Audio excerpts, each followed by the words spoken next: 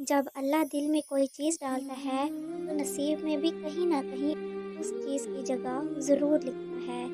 لیکن اگر دعا کی قبولیت میں وقت لگ رہا ہے تو یقیناً اللہ کو تمہارا رونا پسند آ گیا ہے۔ اللہ تمہاری برداشت کی طاقت کو نہیں آزماتا، وہ تمہارے ایمان کا امتحان لیتا ہے، اور انہی کا لیتا ہے جن کو اپنا دوست بنانا چاہتا ہے۔ اللہ کو تمہاری برداشت کی حد معلوم ہے، اور اللہ کبھی تمہیں اس حد سے زیادہ غم نہیں دے گا۔ تمہیں لگتا ہے اب ہم تھک گئے ہیں، مگر تب تک تمہارا ایمان نہیں، بس حوصلہ گھبرا جاتا ہے۔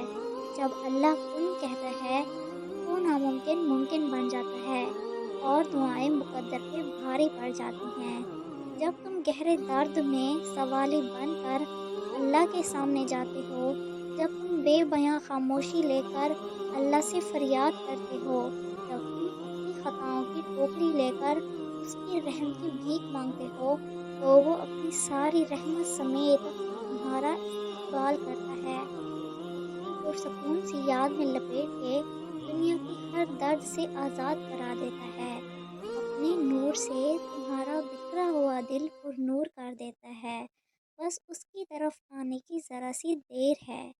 اللہ نے تمہیں پریشان دیکھا ہے، اللہ نے تمہیں خاموشی سے بکھرتے دیکھا ہے، تمہارے آنسوں تمہارے درد کو جانتا ہے، وہ تمہاری روح کو کمزور پڑتے، تمہارے دل کو ٹوٹتے دیکھا ہے، تمہارے ذہن کی نسوں کو پھٹتے دیکھا ہے۔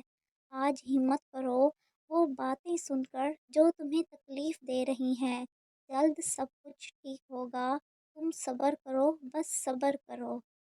جب اللہ پر بھروسہ کر لو تو پھر یہ نہیں سوچو کہ کیسے ہوگا، پھر بس یقین رکھو کہ اب سب اللہ کرے گا، اور اس نے جیسے اپنا کام کرنا ہے یہ تو تمہارے نصیب کو بھی نہیں پتہ۔